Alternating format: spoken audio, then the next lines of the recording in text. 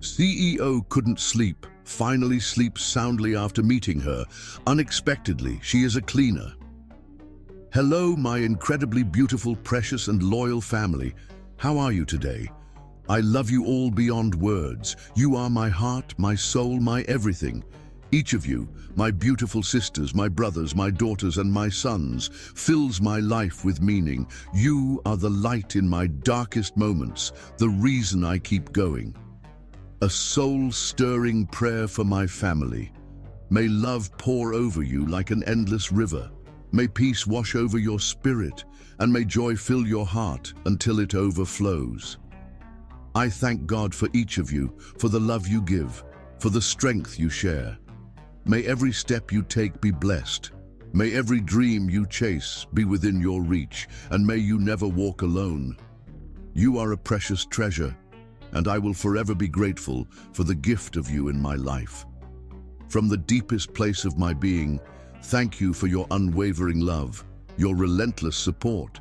You have no idea the power your kindness has on me. It keeps me standing strong.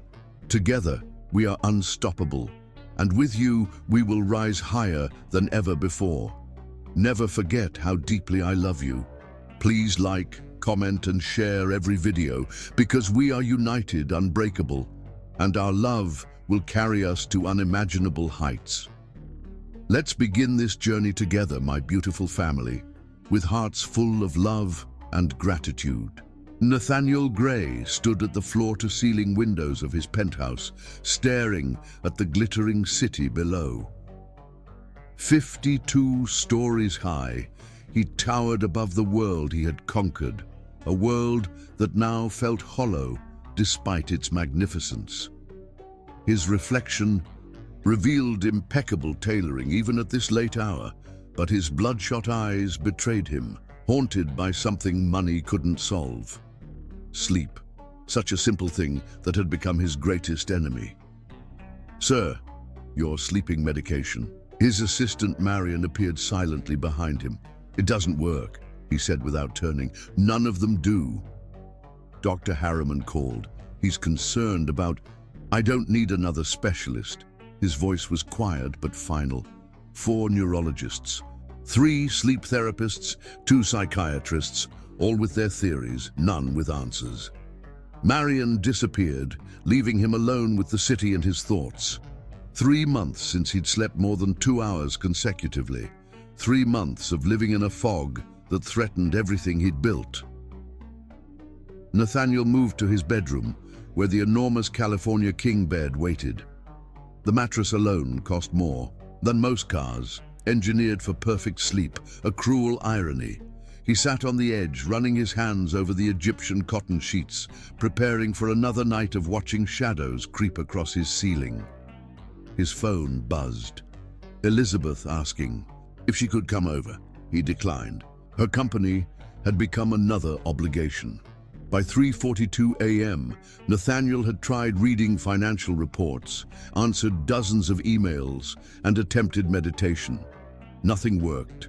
The silence of his mansion pressed against him from all sides. Sometimes he wondered if this was punishment for the ruthlessness that had built his empire. The lawsuits he'd won, the competitors he'd crushed, the relationships he'd sacrificed, all necessary casualties in his rise to power. At 4:15 a.m., Nathaniel gave up. He changed into jeans and a simple black sweater, clothing that wouldn't mark him as the billionaire CEO of Gray Industries. He chose the least ostentatious of his 12 luxury vehicles, a dark gray Audi, and slipped behind the wheel. The city slept as he drove through empty streets. Even his kingdom needed rest, it seemed. Only he remained awake, a king without peace. He drove aimlessly, hoping exhaustion might finally overcome him. By dawn, he had reached the city limits. The sun rose behind him, casting his shadow long. Across the road ahead, he should turn back. Meetings awaited, decisions needed making. An empire required its emperor. Instead, he pressed the accelerator and watched the city shrink in his rear-view mirror. The countryside opened before him, rolling hills painted with morning light. His phone buzzed incessantly. Marion would be frantic by now. He silenced it and drove on. The day passed in a blur of rural towns and winding roads. For the first time in months, Nathaniel felt something besides exhaustion, a faint stirring of freedom. By late afternoon, dark clouds gathered on the horizon. The weather report warned of severe thunderstorms. Rational thought suggested turning back, but Nathaniel felt oddly drawn forward. The first raindrops hit his windshield as fatigue began to overtake him. His eyelids grew heavy, a dangerous blessing. He needed to stop, but the GPS showed nothing for miles. The rain intensified, becoming a solid wall of water. Lightning split the sky, illuminating a small wooden sign. Oak Hill Inn, 2 miles. Not a luxury hotel, but shelter from the storm and his exhaustion. Nathaniel followed the narrow turnoff. Trees formed a canopy over the rough road, branches swaying violently in the wind. As the road curved, golden light appeared through the storm's gloom. The inn emerged like a vision, a 2-story stone building with warm light spilling from its windows. A hand-painted sign swung on iron chains. Oak Hill Inn, Est, 1923. Nathaniel parked beside the only other vehicle, an aged blue pickup truck. Rain pounded against him as he dashed toward the covered entrance. The door opened before he could touch it, and warm air rushed out to meet him. The entryway smelled of cinnamon and wood smoke. A small fireplace crackled in the main room, casting dancing shadows across wooden floors, worn smooth by decades of footsteps. And there, behind a simple wooden counter, stood a woman looking up from a ledger book. Her curls were pulled back in a loose bun, tendrils framing a face that stopped his rain-soaked world on its axis. Her skin was rich brown, glowing in the amber light, her eyes deep and questioning as they met his. "You picked some night to be traveling," she said, her voice both melody and anchor in the storm-wrapped silence. Nathaniel Gray, the man who commanded boardrooms with a single glance, found himself momentarily speechless. For the first time in years, something unexpected had entered his perfectly controlled world, and somehow, standing there dripping rainwater onto the worn wooden floor of this unknown place, he sensed that everything was about to change. Chapter 2. The Storm's Gift. The storm battered the small inn with unrelenting fury. Rain hammered against the windows, while wind howled through the eaves.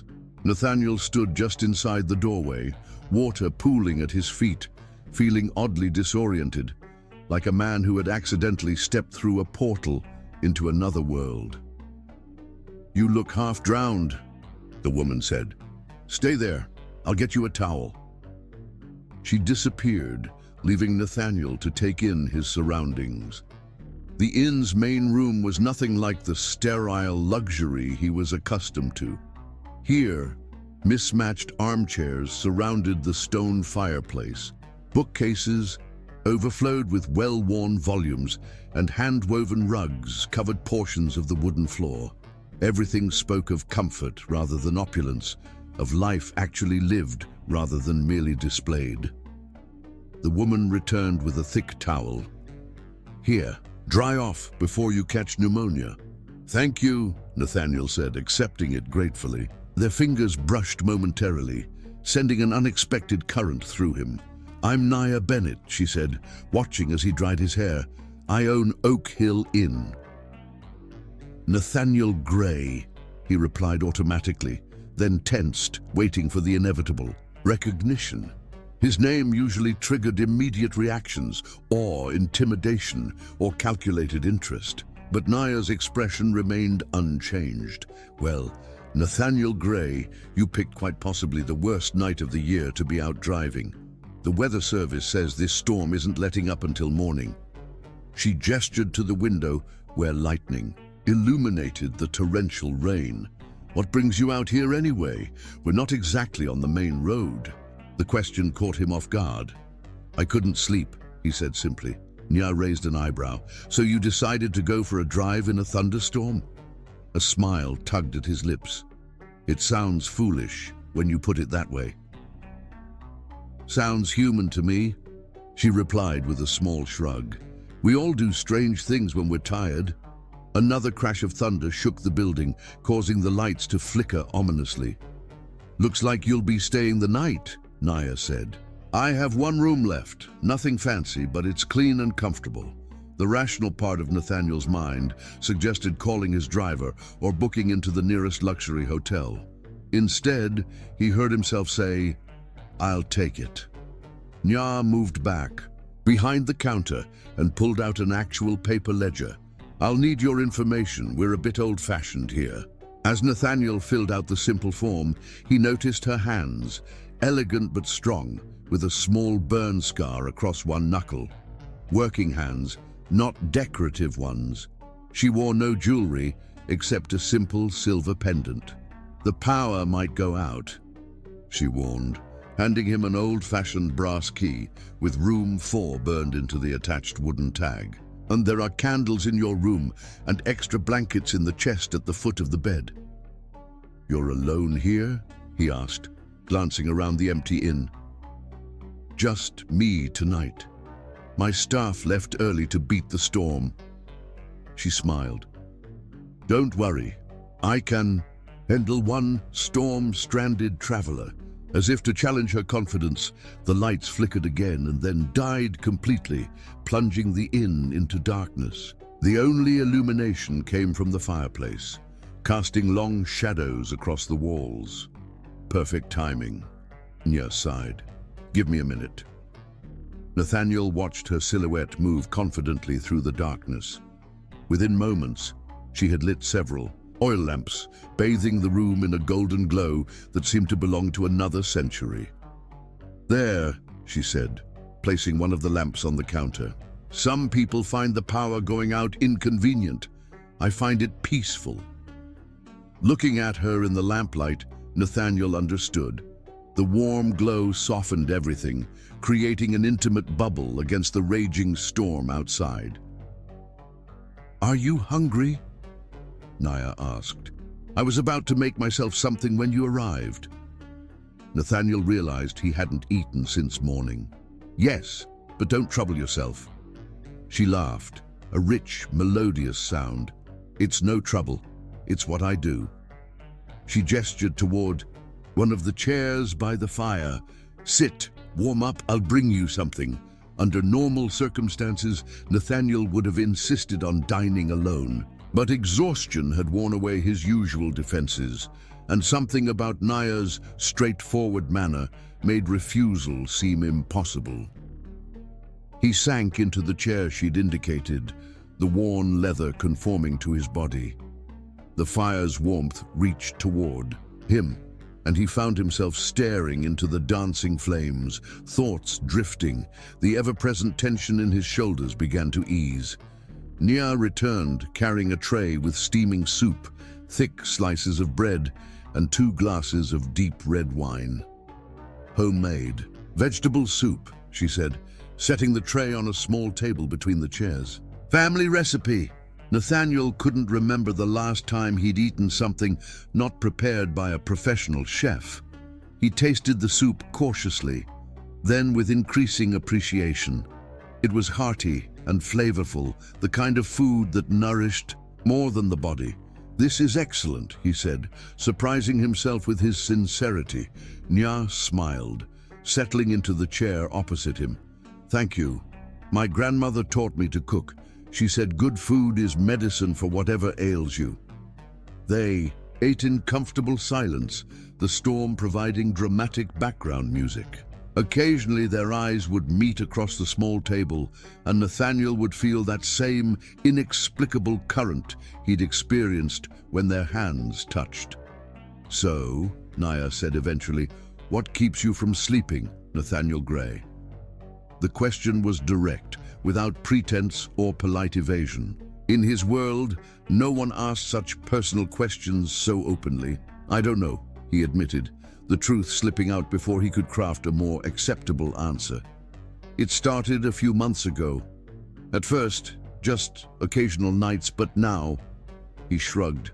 Now I can't remember what real sleep feels like. Naya studied him thoughtfully, the lamplight catching golden flecks in her dark eyes. Sometimes the body stays awake because the mind hasn't found peace. Are you a sleep therapist as well as an innkeeper? He asked, his tone lighter than he intended. No, she smiled. Just someone who's had her own sleepless nights. She rose, gathering their empty bowls. Your room is at the top of the stairs, last door on the right. The bathroom is shared, I'm afraid. Second door, on the left. Nathaniel stood, suddenly reluctant to end their conversation. Thank you for dinner. And the room. You're welcome. Nya handed him the lamp. Their fingers brushed again, lingering slightly longer than necessary. Sleep well, Nathaniel? He climbed the creaking staircase, lamp casting his shadow large against the wall. Room 4 was small but immaculate, a double bed with a handmade quilt, a wooden dresser, a reading chair by the window. Nothing like his massive bedroom at home, yet somehow more inviting. Nathaniel placed the lamp on the nightstand and moved to the window. Rain streaked the glass, but he could make out his expensive car below, looking strangely out of place in this setting, like him. He prepared for bed with the few toiletries Nia had provided, then slipped between sheets that smelled of sunshine and lavender. The storm continued its assault, but inside this small room, he felt oddly protected. As he extinguished the lamp, Nathaniel expected the familiar dread of another sleepless night. Instead, his eyelids grew heavy almost immediately.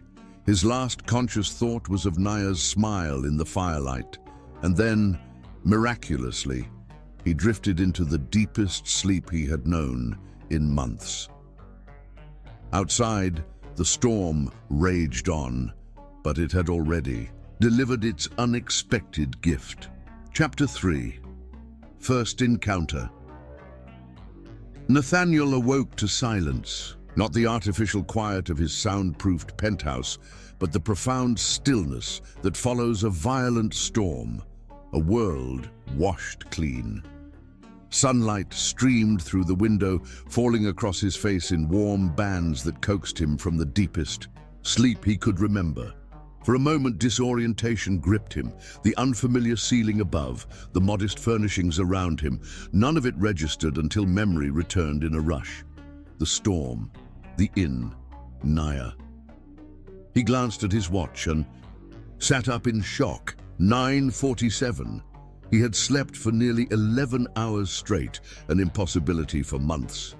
His body felt different, almost lighter, as if a weight had been temporarily lifted from his shoulders. The floor creaked beneath his feet as he moved to the window. Outside, the aftermath of the storm was evident in scattered branches and puddles that reflected the clear blue sky. His car sat where he'd left it, speckled with fallen leaves. Beyond the small parking area stretched rolling countryside, verdant and glistening with raindrops that caught the morning sun like scattered diamonds. Nathaniel showered quickly in the small bathroom, using the generic soap and shampoo provided. No Italian marble or rainfall showerheads here, just clean, functional simplicity. He dressed in yesterday's clothes, now dry though slightly wrinkled, and headed downstairs, drawn by the aroma of coffee and something sweet baking. The inn looked different in daylight, smaller perhaps, but filled with details he hadn't noticed the night before. Framed photographs lined the walls, landscapes of the surrounding countryside, alongside portraits of people with Nia's eyes and smile. Bookshelves revealed eclectic tastes, dog-eared classics beside modern novels, travel guides, and books on everything from astronomy to beekeeping. He found Naya in the small dining room, setting places at a table by windows that overlooked a garden still dripping from the night's deluge. She wore a simple sundress, her hair loose today, falling in natural curls past her shoulders. Sunlight caught her profile as she worked, and Nathaniel paused in the doorway, struck by her unconscious grace. "Good morning," he said, his voice unusually rough from sleep. She turned, surprise registering briefly before her face broke into a warm smile. "The sleepless man awakens. I was beginning to think you'd hibernate through lunch." "I haven't slept like that in..." He trailed off, calculating. "Months, maybe years." "Must be the country air," she replied, gesturing to a chair. Poured from a ceramic pot, the rich aroma filling the space between them. "Cream, sugar?" "Black is fine." Nya nodded approvingly. "A man after my own heart. Can't improve on good coffee." She disappeared into the kitchen, returning moments later with a plate of scones, still warm from the oven. "Blueberry," she explained, setting them down. "From bushes just behind the inn." Nathaniel bit into one, closing his eyes involuntarily.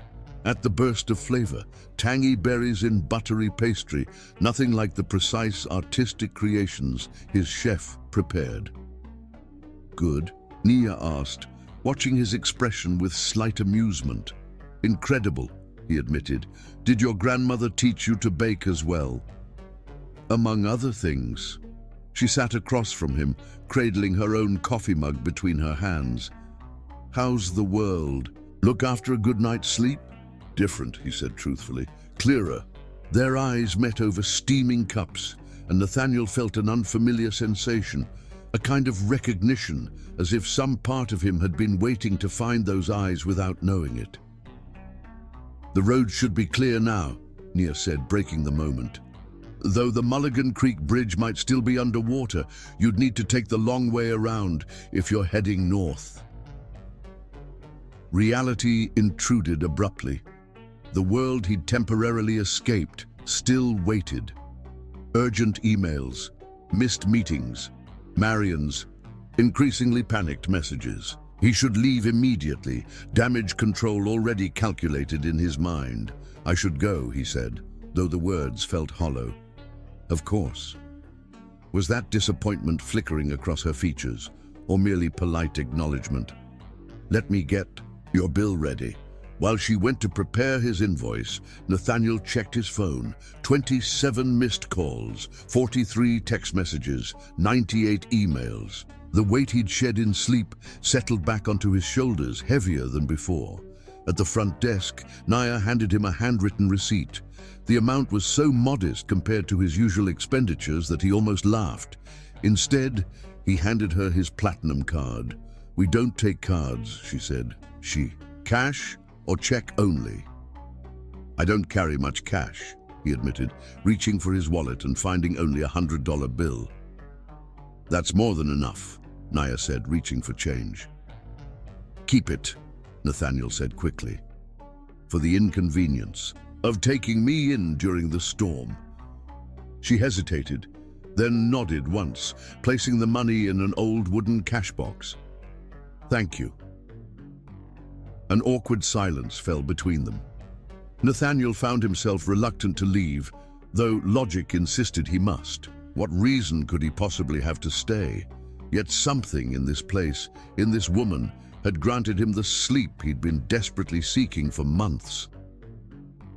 "I have meetings in the city," he said finally, the excuse sounding feeble even to his own ears. "Important ones, I'm sure." Her tone held no judgment, only simple acceptance. "Yes." He extended his hand formally. "Thank you for your hospitality, Nia Bennett." She took his hand, her grip firm and warm. "You're welcome, Nathaniel Gray. Drive safely." Their hands remained, connected a moment longer than necessary, that same inexplicable current flowing between them. Then she released him, and Nathaniel felt the loss of contact like a physical thing.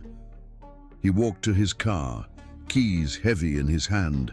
The inn looked even more picturesque in daylight, weathered stone glowing in the morning sun, window boxes filled with vibrant flowers, a haven hidden from the world, his world, by more than just distance. As he slid behind the wheel, he caught sight of Naya watching from the doorway, one hand raised in a simple farewell. Nathaniel started the engine, the luxury vehicle purring to life beneath him.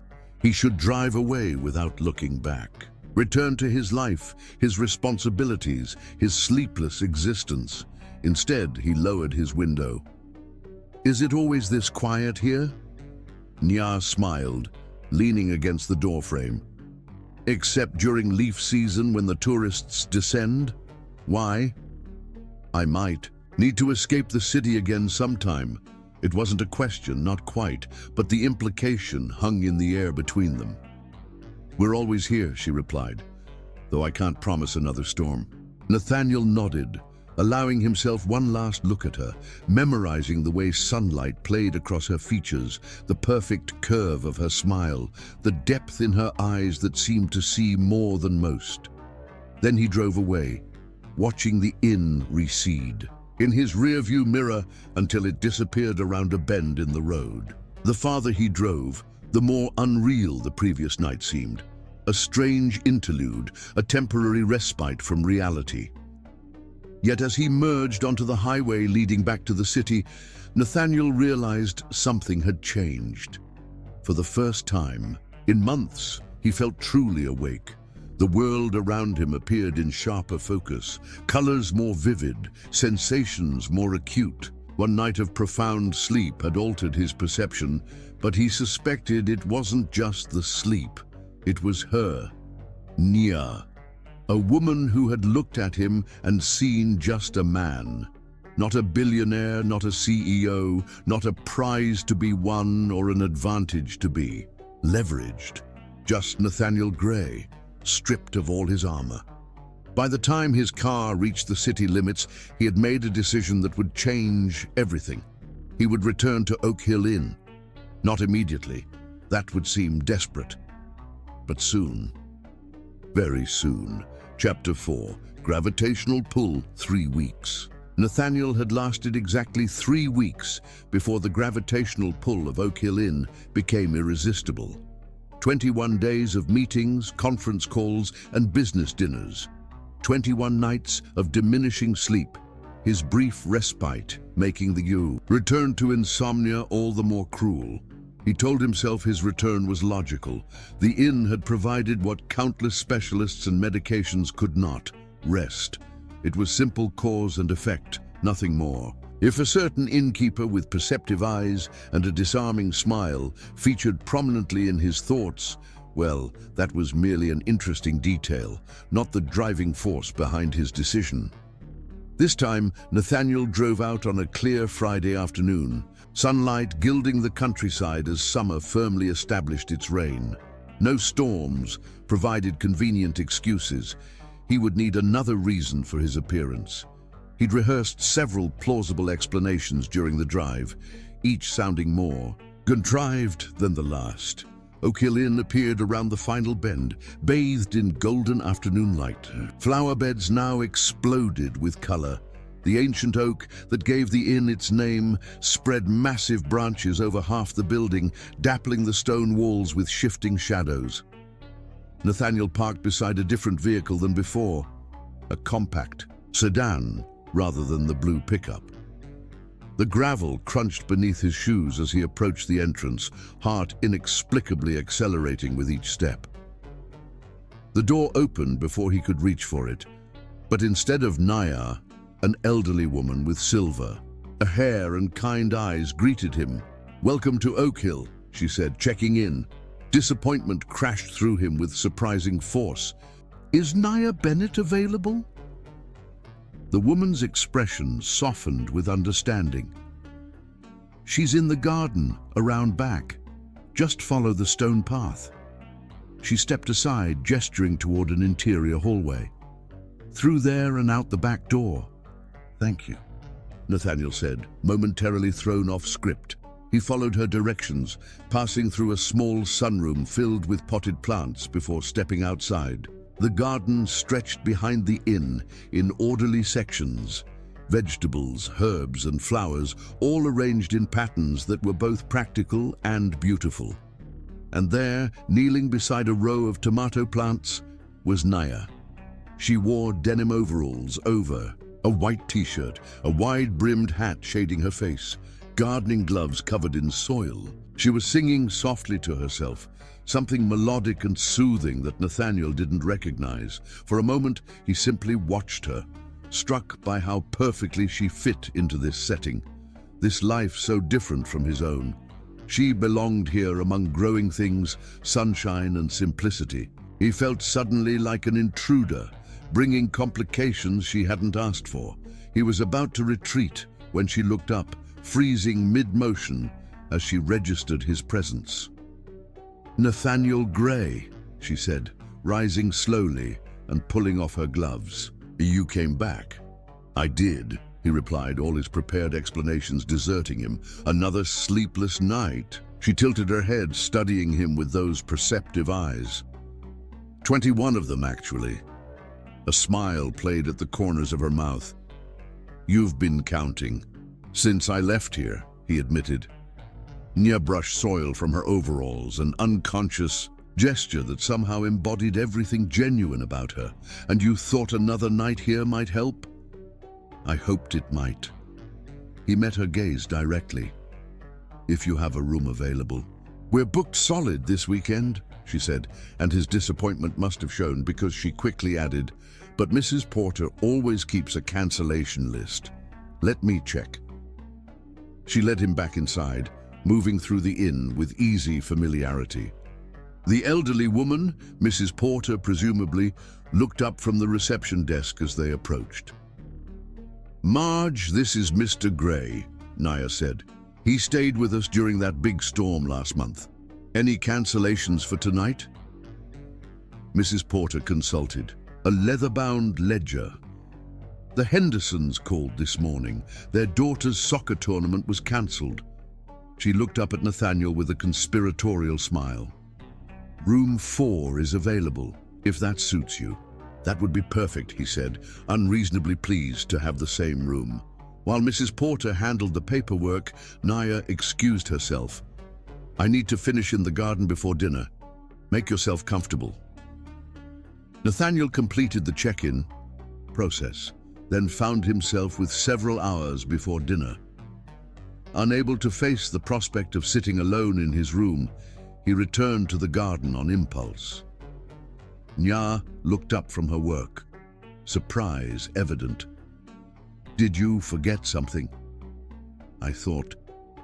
"I might help," he said, the offer surprising even himself. She laughed, the sound as refreshing as he remembered.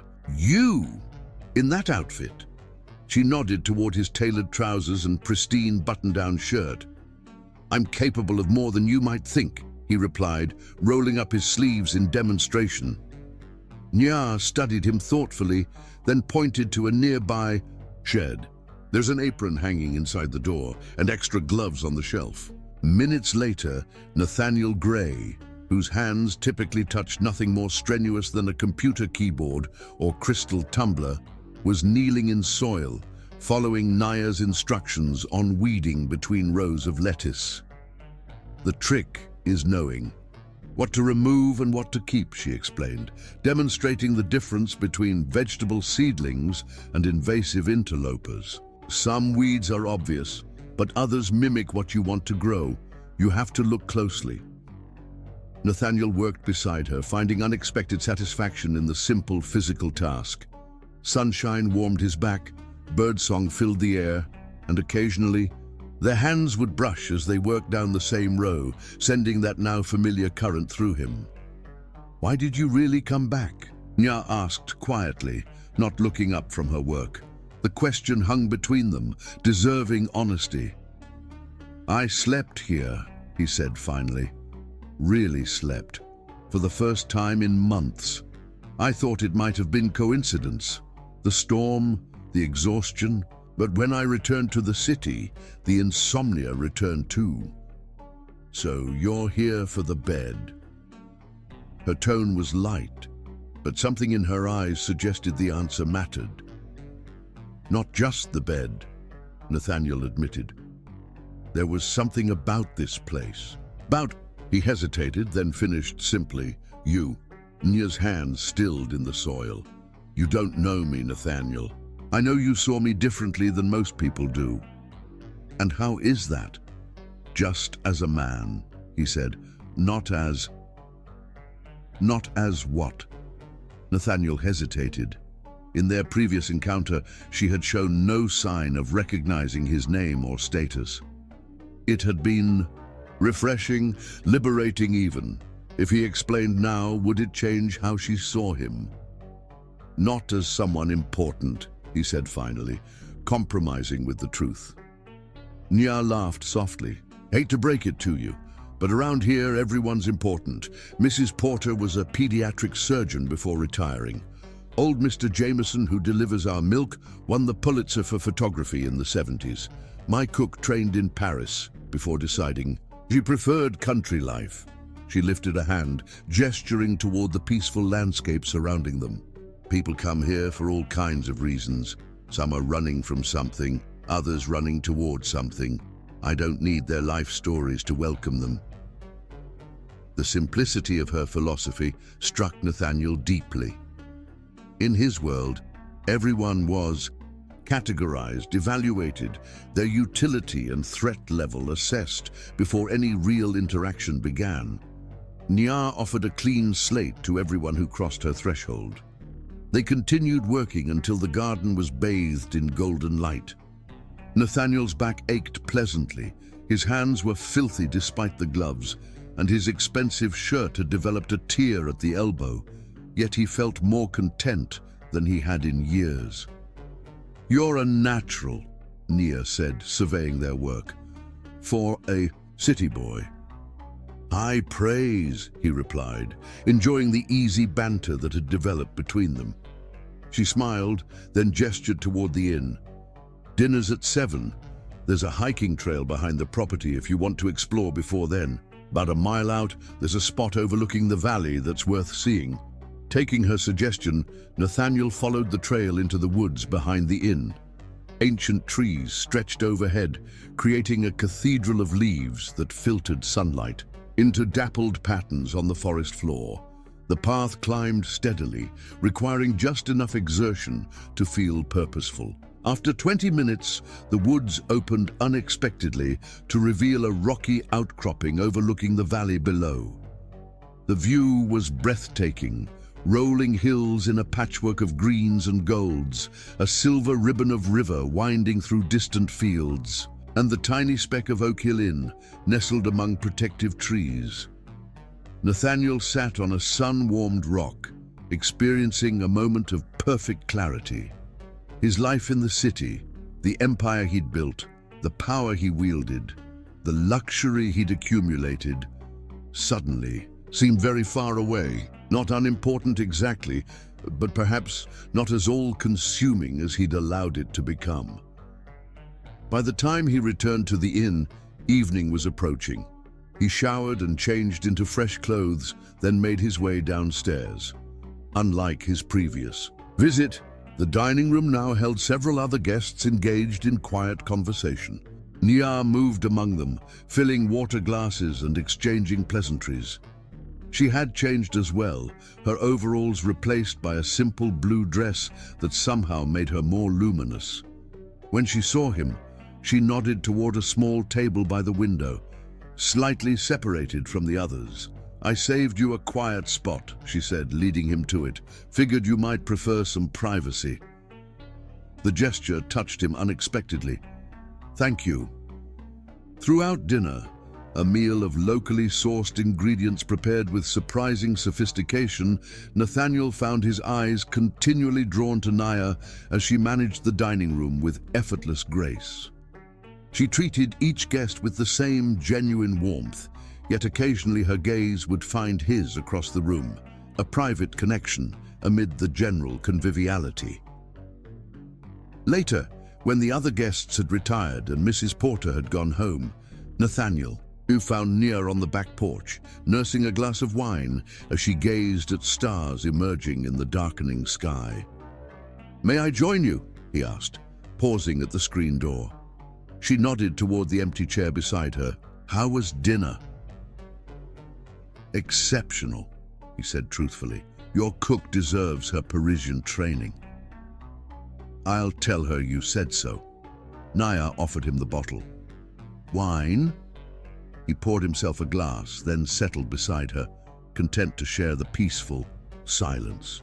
Crickets chirped in the surrounding darkness, and somewhere in the distance, an owl called softly. "Did you make it to the overlook?" she asked eventually. "I did. It's beautiful." "My father proposed to my mother there," Naya said, her voice softer with memory. "He always said he could see their entire future spread out before them from that spot." "Is this in their legacy?" Nathaniel asked. "My grandparents started it. My parents expanded it. Now it's mine." She sipped her wine thoughtfully. "What about you, Nathaniel? What legacy are you building in the city that keeps you awake at night?" The question was innocent enough, but it pierced something essential. What legacy was he building? Taller buildings, greater market share, more zeros in his bank account, or just a larger void where something meaningful should be? "I'm not sure anymore," he admitted, surprising himself with his candor. Nya turned to face him, her expression gentle in the dim porch light. "Maybe that's why you can't sleep." Their eyes held across the small space between their chairs, and Nathaniel felt something shift between them. A recognition, an acknowledgement of whatever invisible thread had drawn him back to this place, to her. "Maybe," he agreed softly. They talked late into the night, conversation flowing naturally from topic to topic. Nya spoke of her childhood at the inn, of college studies abandoned when her father fell ill, of dreams both fulfilled and deferred. Nathaniel shared selective details of his own life, his rise through the business world, the companies he'd transformed, carefully omitting the scale of his success and the fame that accompanied it. When the wine was gone and the night had deepened around them, Naya stood reluctantly. "I should let you get some sleep. Isn't that why you came back?" Nathaniel rose as well, suddenly aware of how close they stood in the intimate darkness of the porch. "One of the reasons," he said, voice dropping to match the hushed quality of the night. For a moment they remained motionless, suspended in possibility. Then Naya stepped back, breaking the spell. "Good night, Nathaniel Gray. Sleep well." "Good night, Nya Bennett." He watched her disappear inside, then turned to gaze at the star-filled sky above. His world in the city knew nothing of stars. Light pollution erased them completely. Here they spread across the darkness in magnificent profusion, ancient and eternal. That night, in room 4, with its handmade quilt and simple furnishings, Nathaniel slept deeply once again. But his dreams were filled with garden soil, starlight, and a woman whose smile had somehow become necessary to his peace. Chapter 5. Awakening. Summer unfurled across the countryside in waves of green and gold. Nathaniel found himself drawn back to Oak Hill Inn with increasing frequency, first monthly, then bi-weekly, finally settling into a rhythm of weekly visits that became the fixed point around which the rest of his life revolved. He established patterns. Arrive Friday afternoon. Help Nya with whatever project occupied her. Garden work, minor repairs, inventory, hike to the overlook, dinner among other guests, though increasingly Nya would join him at his table after serving was complete. Evening conversations on the porch that stretched toward midnight. Deep, restorative sleep. Saturday morning breakfast together before his reluctant departure. Each time he left, the distance back to the city seemed longer, the contrast between his two worlds more stark. In one, he commanded empires, moved markets, lived in calculated luxury that felt increasingly hollow. In the other, he simply existed, his hands in soil, sweat on his brow, laughter coming easily for the first time in years. To maintain this sanctuary, Nathaniel carefully guarded the separate spheres of his life.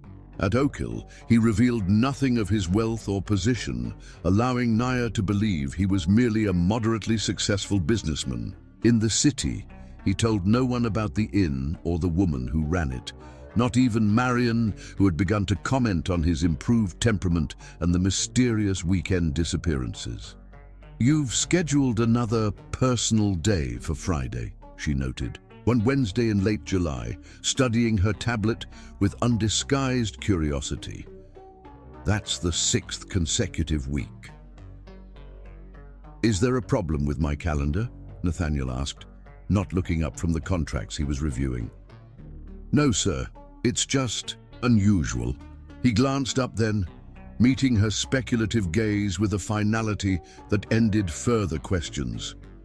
"The company won't collapse if I'm unavailable for 24 hours, Marion." On this particular Friday, Nathaniel arrived at Oak Hill earlier than usual, having rescheduled a board meeting to escape the city before afternoon traffic.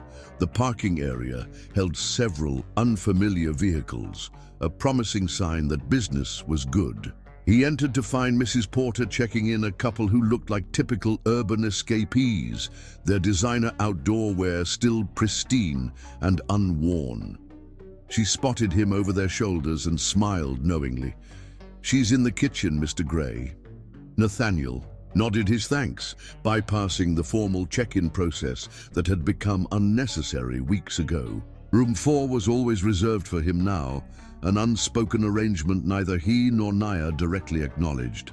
He found her in the spacious country kitchen, sleeves rolled up as she kneaded bread dough with rhythmic expertise. Flour dusted her forearms, and a streak of it adorned one cheek where she'd brushed hair from her face. She looked up at his entrance, her smile igniting something warm and essential in his chest. "You're early," she said, pleasure evident in her voice.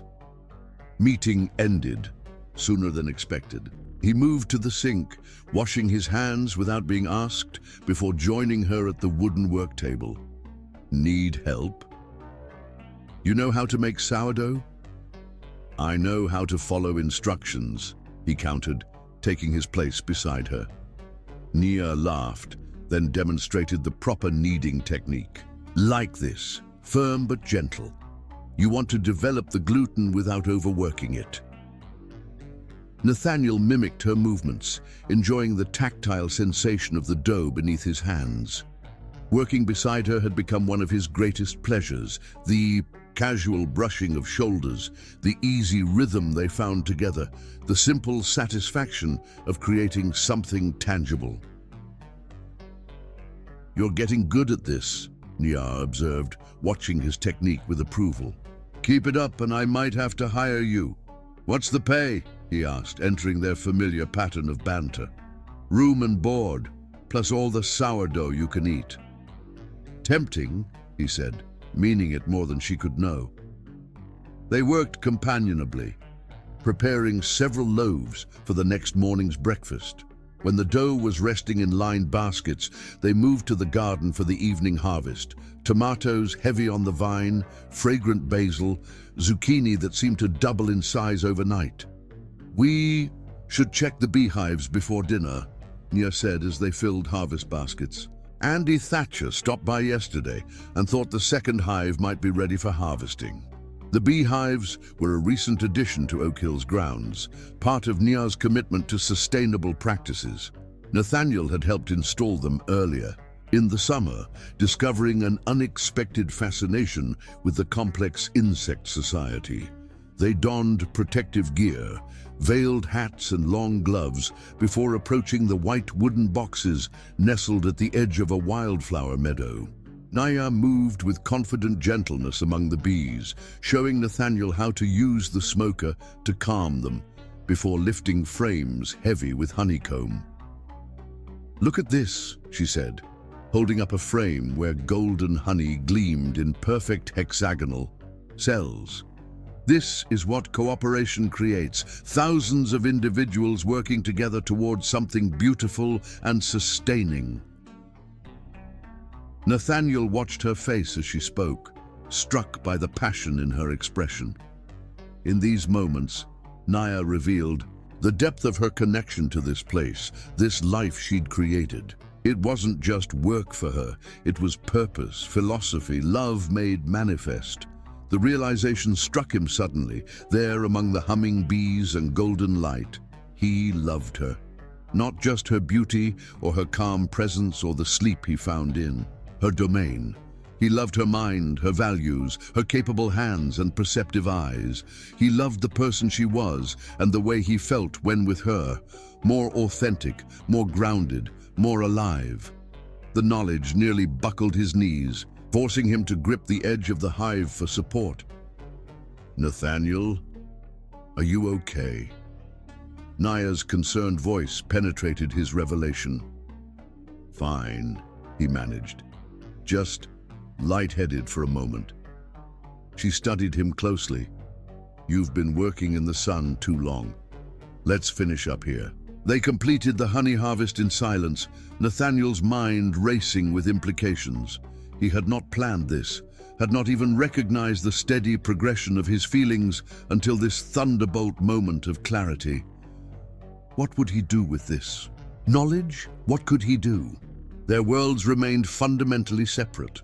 If she knew who he really was, the extent of his wealth, the power he wielded, the public scrutiny that came with his position, would she still look at him with that unguarded warmth? Or would her eyes change, as everyone's eventually did? By dinner time, Nathaniel had composed himself enough to maintain their normal routine, though every glance, every casual touch, every shared smile now resonated differently. Naya seemed unusually quiet as well, occasionally catching his eye with a thoughtful expression before looking away. After the other guests had retired and Mrs. Porter had gone home, they took their customary places on the porch, glasses of wine in hand.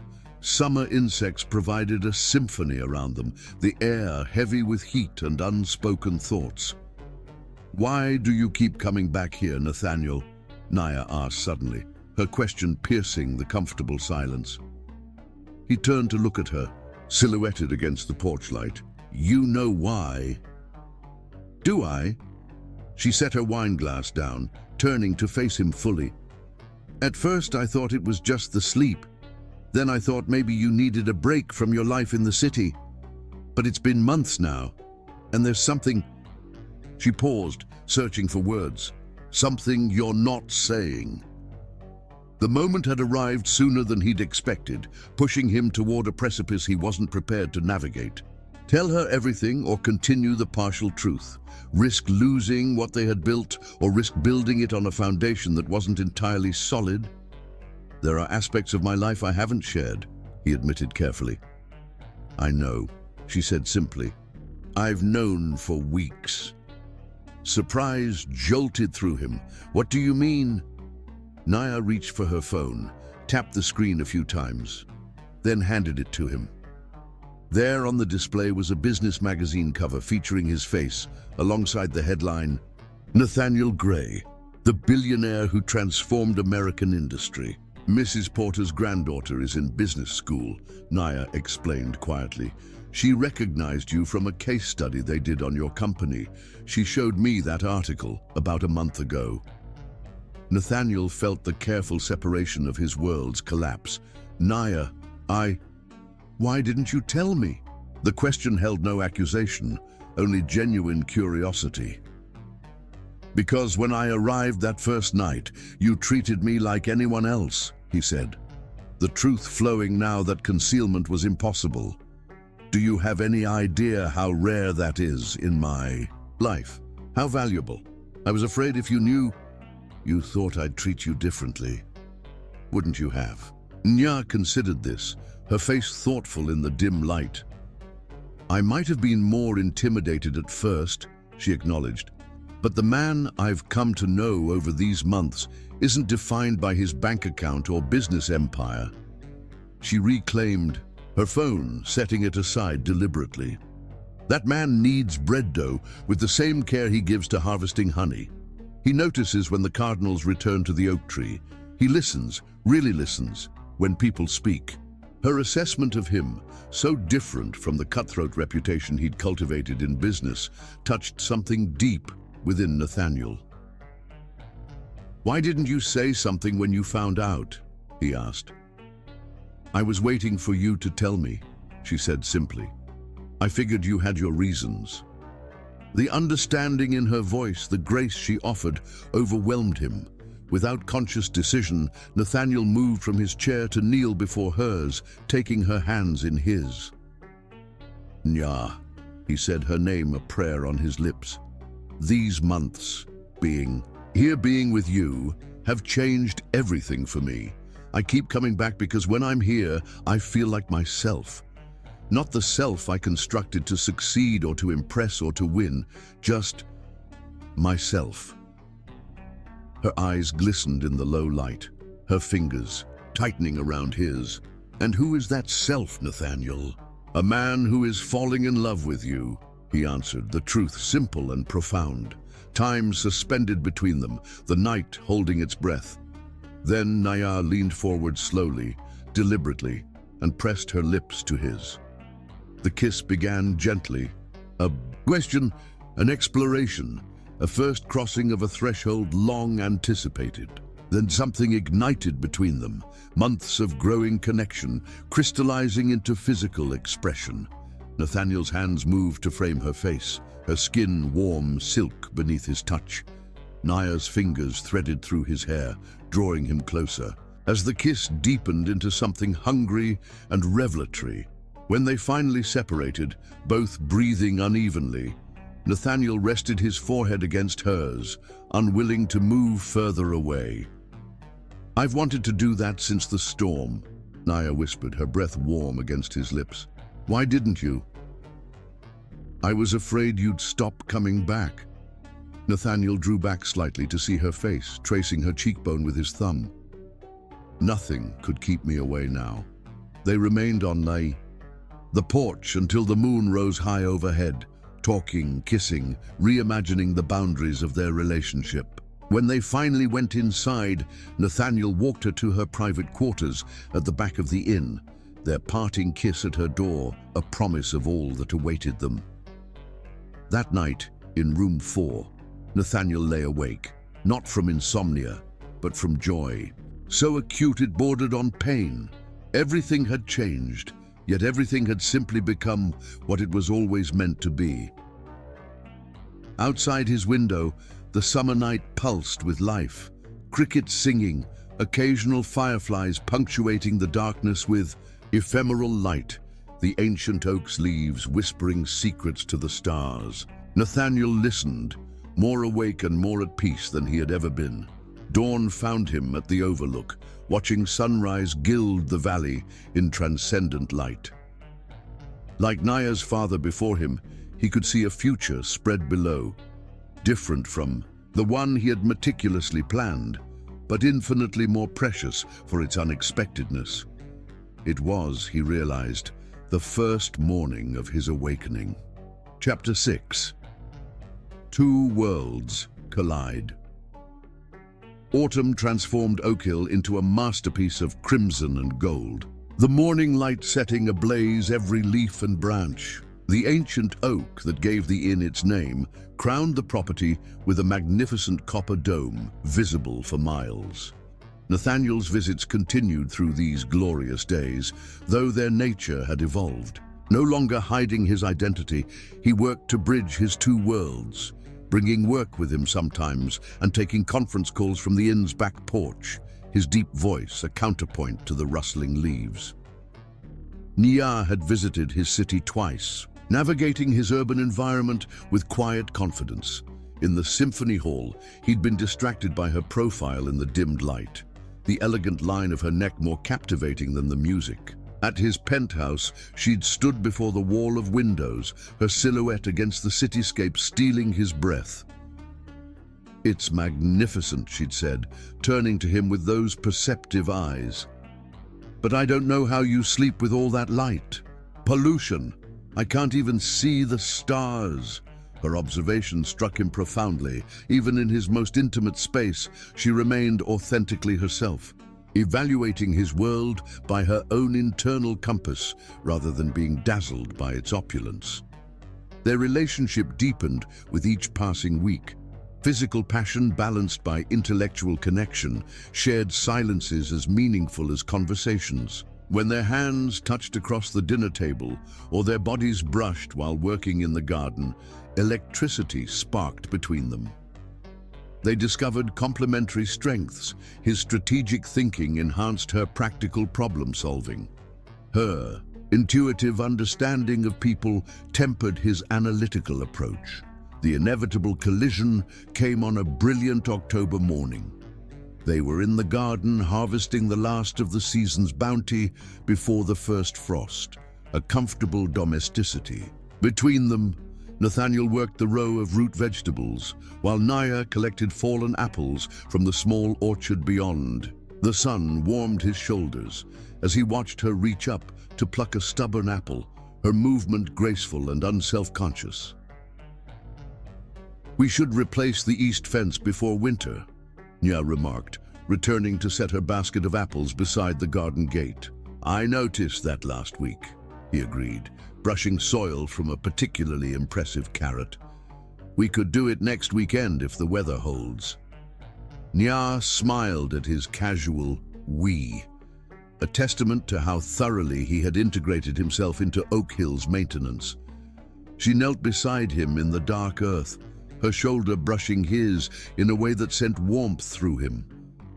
Their peaceful morning shattered with the distinctive sound of tires on gravel. A sleek black SUV pulled into the parking area, its polished surface incongruous among the autumn leaves and rural simplicity.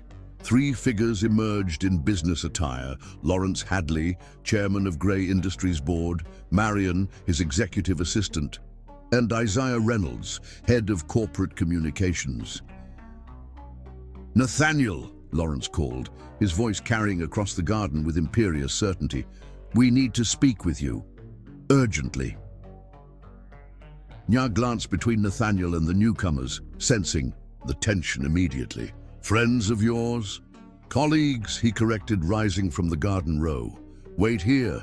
He squeezed her hand briefly, drawing strength from her steady presence. He crossed the garden, acutely aware of the soil staining his clothes. "What's happened?" he asked without preamble. "Where's your phone?" Lawrence countered, disapproval evident in his tight expression. "We've been trying to reach you for hours." Isaiah handed Nathaniel his tablet with obvious reluctance. The screen displayed a tabloid headline in garish yellow: "Billionaire Playboy's Secret Country Love Nest." Below it, several photographs showed intimate moments between Nathaniel and Naya, her head thrown back in laughter as they walked the grounds, his hand at the small of her back on the porch, their silhouettes embracing by the garden gate at sunset. "This broke an hour ago," Isaiah explained, his calm voice belying the anxiety in his eyes. "Social media is exploding with it. The stock has already dropped 3 points." "The timing couldn't be worse," Lawrence added, his gaze flickering contemptuously over Nathaniel's soil-stained clothing. "Archer's board is notoriously conservative. If they think our CEO is distracted by personal entanglements, they could pull out entirely." Nathaniel felt Naya's presence beside him before he saw her, her warmth a counterpoint to the chill emanating from his colleagues. "I see we have a situation," she said quietly, her shoulder brushing against his arm in subtle solidarity. The group relocated to the private dining room. Mrs. Porter brought coffee, her concerned gaze lingering on Naya before she closed the doors. Nathaniel sat beside Naya, their soil-stained hands linked on the polished table surface, a visual declaration that impressed neither Lawrence nor Isaiah. "We need to contain this immediately," Isaiah said, outlining his crisis management strategy. "We'll position her as a longtime family friend, nothing romantic, who provides occasional retreat space for your documented insomnia issues." Nathaniel's grip tightened on Naya's hand. "No," he said with quiet finality. "Nathaniel," Lawrence began, his tone dripping condescension, "I understand you're upset about the privacy invasion, but—" "No," Nathaniel repeated more forcefully. "I won't lie about my relationship with Naya to placate Archer's board or boost our stock price." When his colleagues reluctantly stepped out at Naya's suggestion, she turned to face him fully. Her eyes, deep and thoughtful, searched his face. "Tell me what's really at stake here," she said, her fingers tracing gentle patterns on his palm. Nathaniel sighed, the touch anchoring him. "The Archer acquisition is the biggest in Grey Industries' history. If it falls through because of this, thousands of jobs would be affected." Nia finished, understanding immediately. She touched his face, thumb brushing across his cheekbone. "I love that you want to protect what we have, but I also understand the responsibility you carry." "What are you saying?" he asked, studying her face intently. "I'm saying that perhaps Isaiah's strategy isn't entirely wrong," she replied carefully. "Not the part about denying our relationship. I won't accept that either. But maybe we need to be strategic about how we present it to the world." When they recalled the others, Nathaniel stood with his arm around Nia's waist.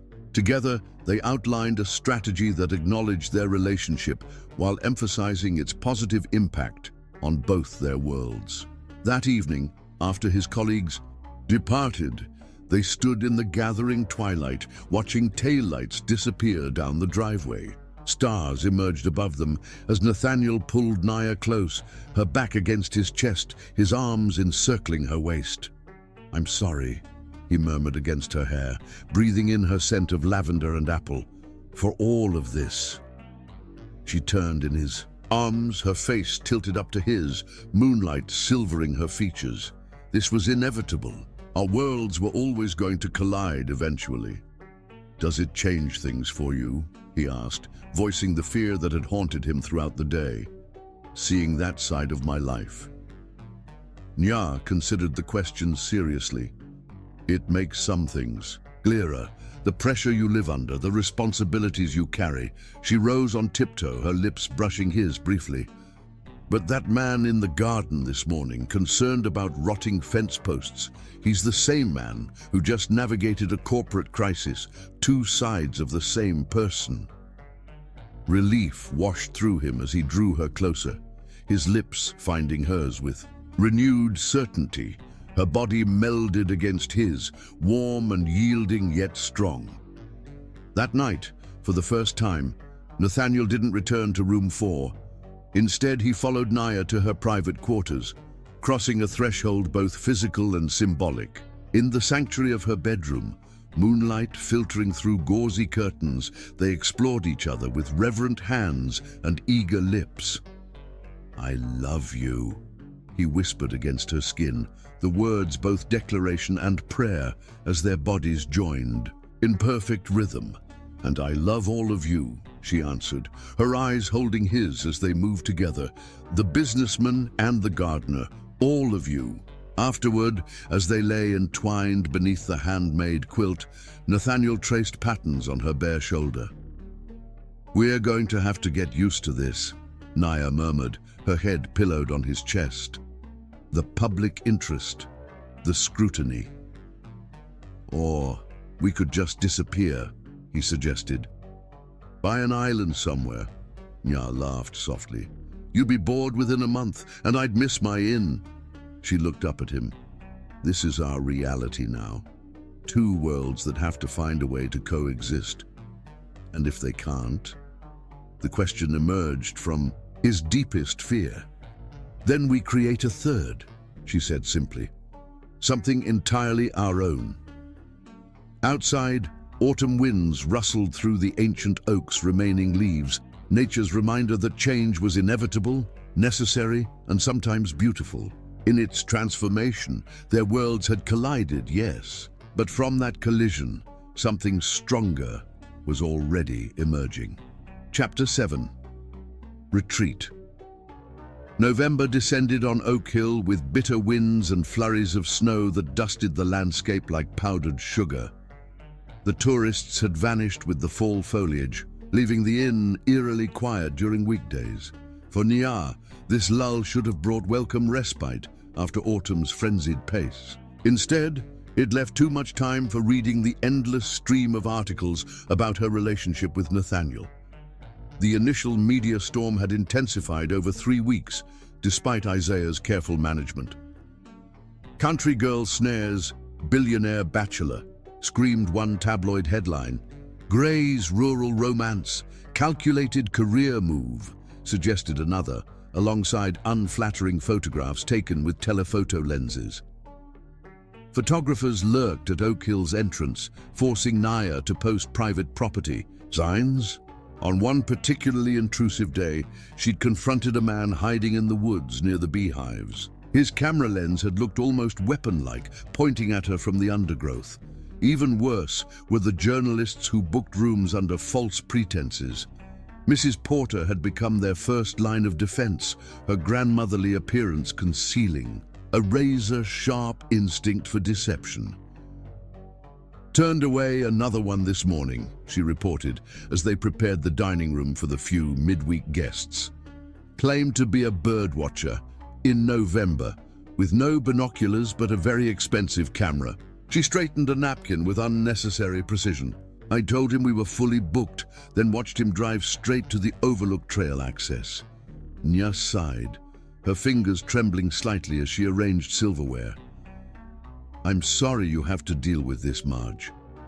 "Nonsense," Mrs. Porter replied, gently covering Naya's hand with her own weathered one. "This inn is as much my home as yours. It's you I'm worried about. You look exhausted." The observation was accurate. Sleep had become elusive, her nights haunted by the day's headlines and tomorrow's potential invasions. Even her passion with Nathaniel during his weekend visits had become tinged with performance anxiety, an awareness of potential watchers that she couldn't quite shake despite his tender reassurances. By Wednesday afternoon, heavy snow was falling, in earnest, transforming Oak Hill into a winter scene from a storybook. The few remaining guests had checked out early, leaving Nya alone after sending her staff home. She built a fire in the main room's massive fireplace, then curled into one of the oversized chairs with a cup of tea and her tablet. A mistake, as it turned out. Unable to resist, she searched her own name. The results made her chest tighten. New articles, social media threads, a dedicated Reddit forum analyzing whether she was worthy of Nathaniel Gray. Strangers debated her appearance, her business acumen, reducing her to components for their entertainment. One particular comment thread caught her eye, users speculating on what tricks she must employ to keep a billionaire interested. The crude objectification struck like a physical blow. Is this what her life would be now, forever viewed through the distorting lens of Nathaniel's wealth and status? The thought drove her to the window, searching the snowy darkness for answers. The inn had been her anchor since childhood, the place she belonged completely, the legacy she had promised her parents to maintain. Now it had become a fishbowl, its privacy violated. When Nathaniel called that night, his deep voice usually brought immediate comfort. Now she hesitated before answering, unsure if she could maintain her careful facade. "You sound tired," he said immediately, his perception uncanny even across distance. "What's wrong, Nya?" The perceptiveness that normally warmed her suddenly felt invasive. How could she explain her feelings without sounding ungrateful or weak? How admit that the life he navigated with apparent ease was suffocating her? "Just tired," she repeated, hating the evasion but unable to voice the chaos in her mind. They spoke about mundane things, the beehives winterized for the season, plans for Thanksgiving. When they disconnected, Naya felt the weight of unspoken words between them, heavier than the snow blanketing the countryside. By dawn, after a night of restless tossing, she had reached a painful decision. After clearing snow from the driveway, the physical labor a welcome distraction, she confided in Mrs. Porter. "I need to go away for a while, Marge. I've contacted Lisa about taking over management temporarily." Concern creased the older woman's face. "Have you told him?" she asked gently. Not yet. Naya removed her snow-crusted boots by the door, avoiding Mrs. Porter's knowing gaze. I will. Fate intervened when Nathaniel's helicopter landed in Oak Hill's snow-covered field Thursday afternoon. Naya watched from the kitchen window as he emerged, his tall figure powerful even at a distance as he strode purposefully through the snow, leaving straight, determined tracks behind him. She met him at the door, his immediate embrace almost breaking her resolve. He smelled of expensive cologne and winter air, his body solid and warm against hers. Something's wrong, he said, drawing back to study her face, his hands warm on her shoulders. I could hear it in your voice yesterday. In her private sitting room, with gentle snow falling outside, Naya finally spoke the truth. Your world operates by different rules than mine, she explained, pulling away from his touch to stand by the window. It wasn't a problem when our worlds were separate. When you visited here, you lived by my rules. But now everything's exposed. My life isn't my own anymore. Understanding dawned in his eyes as she described the daily invasions, the crude speculations. I love you, she finished, her voice breaking slightly. Not your money or your corporate persona, just you. But loving you means my life isn't mine anymore. What are you saying, Nya? His voice was controlled, but she could see the fear in his eyes. I need space, she said finally. Time to figure out who I am in this new reality. I've booked a cottage on the Maine coast, not forever, just for a while. Pain crossed his face, quickly masked but not quickly enough. When do you leave? Sunday. He nodded once, decision made. Then we have until Sunday. He crossed the room in 3 long strides, taking her hands in his. I won't try to change your mind, but I won't waste our remaining time together. That night, their lovemaking carried a desperate edge, as if both sought to memorize each curve, each response, each sigh before separation. His hands were more urgent against her skin, his kisses deeper, more consuming. She matched his intensity, arching beneath him, pulling him closer, as if they might permanently fuse, if only they tried hard enough. I'm not running away from you, she whispered afterward, her cheek pressed to his thundering heart. I'm trying to find a way back to myself so I can be better for us. His fingers traced her spine with exquisite tenderness. I know, he said, his voice rough with emotion. And I'll be here, however long it takes. Chapter 8. Reflection. The Maine coastline in winter possessed a stark, elemental beauty that matched Nia's emotional landscape. Grey waves crashed against rocky shores, sending spray high into the biting air before freezing into delicate crystals. On barren branches, the small fishing village where she had rented a cottage maintained only minimal services during the off-season. A general store, a post office, a diner that closed by 7 each evening. Her cottage perched on a small bluff overlooking the harbor, its weathered shingles and blue-painted trim blending with dozens of similar structures dotting the coastline. Inside, simplicity reigned, wooden floors, basic furniture, a wood stove that required constant attention to ward off the persistent chill. The first week passed in a haze of sleep and silence. Exhaustion had followed Nya from Virginia, her body finally surrendering to the accumulated stress of recent months. She slept deeply, dreamlessly, waking only to eat simple meals, feed the wood stove, and wander briefly along the deserted beach before returning to hibernation. Her goodbye with Nathaniel had been heart-wrenching in its restraint. Neither had wept, though she had seen the sheen in his eyes as he helped load her car.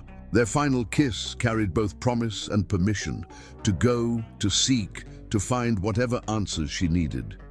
His lips had lingered on hers, gentle yet possessive, a tactile pledge of patience. When they separated, he'd brushed his thumb across, her lower lip in a gesture so tender it had nearly broken her composure. "I won't call unless you want me to," he had said, his voice husky with controlled emotion. but I'm always reachable, day or night, for anything. By the second week, physical rest had restored enough energy for mental clarity to return. Naya established simple routines. Morning walks along the shore regardless of weather. Afternoons, reading or writing in the small journal she'd brought. Evenings, cooking elementary meals from whatever the village store offered. On these solitary walks, wind whipping her hair and the crash of waves drowning all thought, Naya gradually untangled the knot of emotions that had driven her to this lonely shore. The easy explanation was media pressure, the sudden, unwelcome intrusion of public scrutiny into her private life. But as days of reflection accumulated, she recognized this as symptom rather than cause. The fundamental issue lay deeper in questions of identity and autonomy. Who was she now? The innkeeper who had built Oak Hill into a sanctuary, or the billionaire's girlfriend whose every action generated speculation? Could those identities coexist without one consuming the other? More troubling was the question of belonging. Oak Hill had been her home, her purpose, her legacy, yet in fleeing, she had surrendered it. Temporarily, yes, but the act itself revealed a fracture in her connection to the place that had defined her. Even her physical relationship with Nathaniel had become complicated by external perception. What had been natural and private, the way his hands moved over her body, the sounds she made when he touched her just right, the vulnerable moment of complete surrender, now felt observed, commented upon, imagined by strangers. Could she reclaim that intimacy, separate it from public consumption? On her third Sunday, Nya finally called Lisa for an update on the inn's operations. The conversation proved both reassuring and disorienting. Everything was running smoothly in her absence, yet hearing about familiar spaces managed by someone else produced a strange disconnection. "Mrs. Porter asks about you daily," Lisa reported, "and Nathaniel visited once just to drop off some insurance renewals." A pause then. He looked tired, Naya, drawn. He didn't stay long. The information settled heavily. Was her absence causing him pain? Was that selfish of her or necessary? The questions multiplied without resolution. December deepened, days growing shorter as the winter solstice approached. Snow fell frequently, transforming the coastal landscape into a monochromatic study punctuated only by the ever-changing sea. Nya's walks grew longer despite the cold, physical exertion providing temporary relief from circling thoughts. On one such walk, nearly 3 weeks into her self-imposed exile, clarity began to emerge, not as a sudden epiphany, but as a gradual recognition of truths that had been present all along. She had fled not from public scrutiny, but from the fear of losing herself within Nathaniel's world. His wealth, his power, his public persona, these created a gravitational pull that threatened to make her a mere satellite in his orbit rather than a celestial body with her own trajectory. Yet in running, she had committed the very error she feared, allowing external forces to define her choices rather than making them from a place of strength and self-knowledge. That evening, Nya built the fire higher than usual, wrapped herself in a blanket, and composed a letter to Nathaniel, not an email or text, but words written in her own hand on actual paper. "My dearest Nathaniel," she began, the salutation itself an acknowledgement of the place he held in her heart despite their separation. "The ocean here reminds me of you, powerful, constant, capable of both tremendous force and unexpected gentleness. I watch it daily and think about why I came here, what I've been seeking in this solitude. When I left, I told you I needed space to find myself. That wasn't entirely accurate. I needed space to confront my fears, specifically the fear of losing myself in the magnitude of your life. Your world moves mountains, Nathaniel. literally and figuratively. Mine tends gardens and fixes leaky faucets and bakes bread from scratch. When those worlds collided, I panicked. Not because I don't love you, but because I began to doubt whether the person you love could survive in your orbit. These weeks alone have clarified things. I haven't been fighting external pressures as much as my own uncertainty about who I am and who I want to be. The question isn't whether I can be with you. It's whether I can be with you without becoming merely an extension of you. I believe now that I can, but only if we both recognize that our relationship must create something new rather than requiring either of us to diminish ourselves to accommodate the other. I miss your touch. I miss your voice. I miss the way your eyes follow me across a room. But most of all, I miss the person I am when I'm with you. Stronger, braver, more fully myself than I ever knew I could be. I'm not ready to come back yet. But I wanted you to know that this retreat hasn't taken me further from you. It's bringing me closer to understanding how to be with you fully while remaining completely myself. With love and hope for our future, days passed with no response. Naya hadn't expected one immediately. Even express mail took time, and she had given Nathaniel no easy way to contact her. Still, each day's silence stretched her patience, questioning her certainty. Christmas approached, bringing a profound sense of displacement, her first holiday away from Oak Hill since childhood. The inn traditionally transformed during December. Garlands on every banister, a massive tree in the main room, mulled cider perpetually warming on the stove. Nia had always loved watching guests discover the Christmas cookies she tucked into unexpected places throughout the inn. Now those traditions would continue without her. 4 days before Christmas, a severe snowstorm descended upon the Maine coast. Nia returned from her daily walk to find drifts already forming against the cottage door, the wind driving flakes horizontally past windows, rapidly frosting over. Weather reports on the small radio warned of a significant nor'easter, recommending no travel for at least 24 hours. She built the fire higher than usual, grateful for the ample wood supply the cottage owner had provided. Outside, darkness fell early, the storm erasing boundaries between sea and shore, heaven and earth. Inside, Naya prepared a simple dinner, resigned to an evening of reading by firelight as wind howled around the cottage's sturdy frame. The knock, when it came, was so unexpected that at first she thought it merely the storm throwing debris against the door. When it repeated more insistently, Naya approached cautiously, wondering who would be out in such treacherous conditions. She opened the door to swirling snow and Nathaniel Gray, his tall figure barely recognizable beneath layers of winter gear.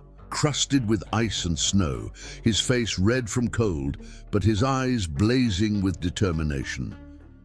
"I got your letter," he said simply, his voice muffled by the scarf wrapped around the lower half of his face. "Some conversations need to happen in person." Nya stepped back automatically, allowing him entry. Snow followed him inside, melting instantly on the warm wooden floor. He unwound the scarf, revealing features reddened by cold but achingly familiar. The strong jaw, the expressive mouth, the intensity of his gaze as it met hers. "You could have called," Naya said, still processing his sudden appearance as she helped him remove his ice-encrusted coat. Her fingers brushed his, the familiar electric current still there, despite weeks apart. None of those seemed adequate. Nathaniel shivered slightly as warmth began to penetrate his cold, stiffened limbs. "Some conversations need to happen face to face." He reached for her then, one hand cupping her cheek with exquisite gentleness, as if she might disappear if he moved too quickly. "I've missed you," he said, the simple declaration containing volumes of unspoken emotion. The kiss began tenderly, A reacquaintance after absence, but quickly deepened as weeks of separation ignited the banked embers of their desire. His cold lips warmed against hers, his hands threading through her hair to cradle her head as she pressed against him, suddenly desperate to eliminate any space between them. "Wait!" she gasped, pulling back with reluctance. "We should talk first." Nathaniel nodded, his breathing uneven, eyes dark with desire but clear with understanding. "You're right, that's why I came." That night, as the storm raged outside, they sat before the fire and spoke with new honesty. Nathaniel admitted his own fears, that his wealth and position created barriers he couldn't dismantle, that he might lose her to the very success he'd spent his life building. "When we met, I was drawn to your self-sufficiency, your rootedness," he said, their fingers intertwined between them. "Yet somehow, I never fully considered what it would mean for you to be pulled into my world. I've spent my life accumulating power," he continued, firelight casting his features in gold and shadow. "Building systems where I control variables, minimize uncertainties, optimize outcomes. It's served me well in business, but relationships don't work that way, do they?" "No," she agreed softly, "they don't." His thumb traced circles on her palm, the simple touch sending ripples of awareness through her. "Your letter talked about creating something new," he said, his voice dropping to that intimate register that always made her stomach flutter. "Not your world or mine, but ours. I've been thinking about what that might look like." "I don't have answers yet," Naya admitted, lifting their joined hands to press a kiss to his knuckles. "I don't either," he said, surprising her. Nathaniel Gray always had answers, solutions, strategies. "But I have questions I didn't know to ask before, like what success actually means. Like whether empire building has value if it compromises what matters most." Outside, the storm raged unabated, wind howling around the cottage's eaves. Inside, a different kind of tempest was being navigated with careful words and attentive listening, and increasingly with touches that grew more deliberate as the night progressed. "I missed you," Naya said finally, the simple truth emerging without calculation as she moved into his arms, her head finding that perfect place against his shoulder. "I missed you every hour," Nathaniel replied, his voice low and intent as his lips found her temple, then traced a path to her mouth. "Every minute." What began as comfort evolved into passion, months of connection, providing the foundation for physical reunion that needed no words. Their bodies remembered each other, the places that brought pleasure, the rhythm that built toward ecstasy. Yet something had shifted, a new honesty infusing every caress, every sigh. In the soft aftermath, wrapped in blankets before the dying fire, snow still pelting the windows, Nia traced the contours of his face with wondering fingers. "I'm not ready to come back yet," she said gently. "There are still things I need to work through." "I know." He kissed her palm, then folded her fingers over it as if preserving the touch. "I didn't come to bring you back. I came because your letter offered hope, and I couldn't bear to experience that at a distance."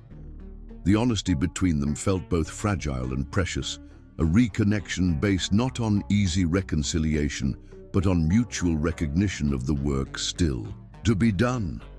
Chapter 9.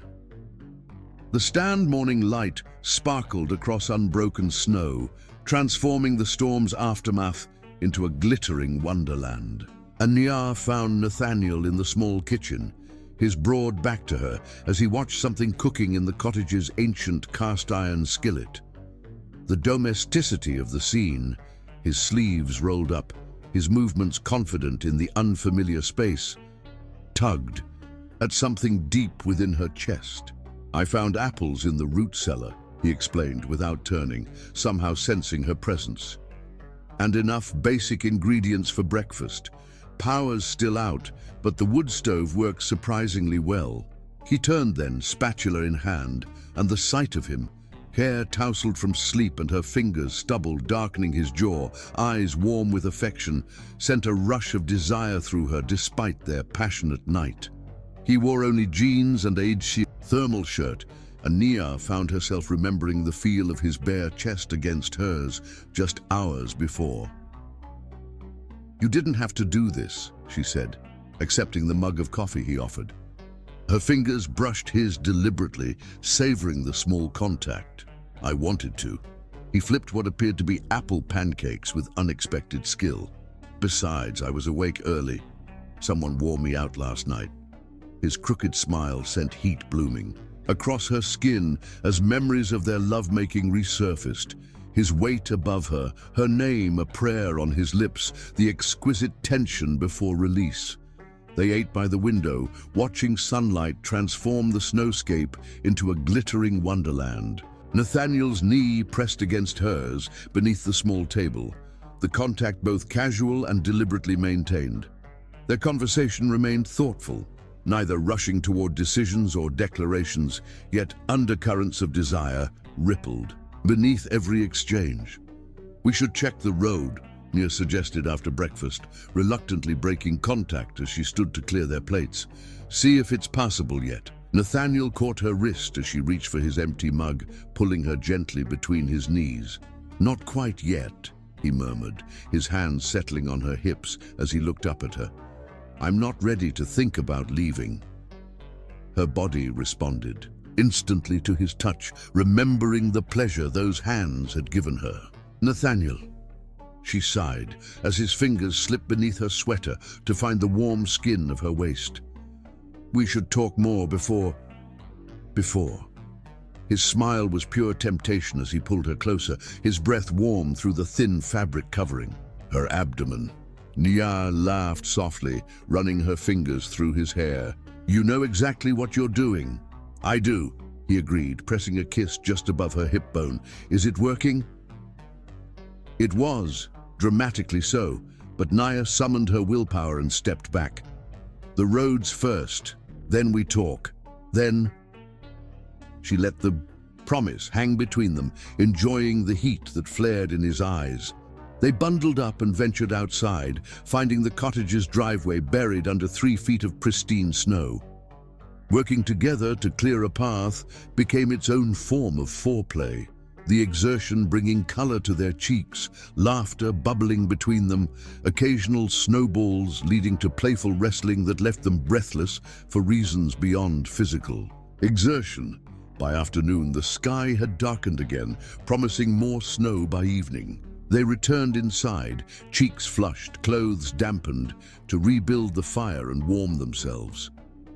"I've been thinking," Nathaniel said as they sat before the crackling flames, her back against his chest, his arms encircling her. "About what you said in your letter, creating something new rather than either of us trying to fit into the other's existing world." Nia tilted her head back against his shoulder to look up at him, encouraging him to continue. "What if we created a foundation?" The words came slowly, as if he were thinking aloud, his fingers absently tracing patterns on her arm. Something focused on sustainable hospitality, rural economic development, the values Oak Hill embodies. It would provide a professional context for our relationship, a buffer against media intrusion, and a way to expand what you've built without compromising its integrity. The idea resonated with unexpected force. "A foundation," Nia repeated, turning in his arms to face him fully. "With what purpose exactly?" "Preserving places like Oak Hill," Nathaniel said, warming to the topic, his eyes brightening with enthusiasm. She typically saw when he spoke of business strategies. Supporting small inns and B&Bs committed to sustainable practices, creating apprenticeship programs for young people interested in hospitality outside corporate chains, whatever directions you wanted to explore. "You would hand me control of a grey foundation." Skepticism colored her tone, even as excitement kindled. "Not a grey foundation," he corrected gently, tucking a strand of hair behind her ear. A Bennett foundation, with my support. Your vision, your values, my resources, a genuine partnership. The proposal hung between them, not a solution to every challenge they faced, but a framework that acknowledged both their separate strengths and their shared values. Nathaniel watched her face intently, allowing her time to process without pressure. It wouldn't solve everything, Naya said carefully, her fingers playing with the collar of his shirt. The media would still intrude. Your corporate world would still make demands. True, Nathaniel acknowledged, capturing her hand and bringing it to his lips. But it would give you purpose and protection beyond just being Nathaniel Gray's girlfriend. It would create the third space we've been talking about, neither Oak Hill nor Gray Industries, but something new that belongs to both of us. Snow began falling again outside, soft flakes drifting past the window in lazy spirals. Inside, the potential of their future together expanded in new directions neither had imagined before. I can't answer now, Naya said finally, though her heart was already responding with enthusiastic affirmation. It's a beautiful vision, but I need to be sure it's right for me, not just a reaction to our current challenges. Of course, Nathaniel agreed, pulling her closer until she straddled his lap, their faces inches apart. Take whatever time you need. I just wanted you to know I've been thinking about concrete ways to build that third space, not just wishing for it. The position was intimate, without being overtly sexual, allowing them to maintain their serious conversation despite the growing awareness between them.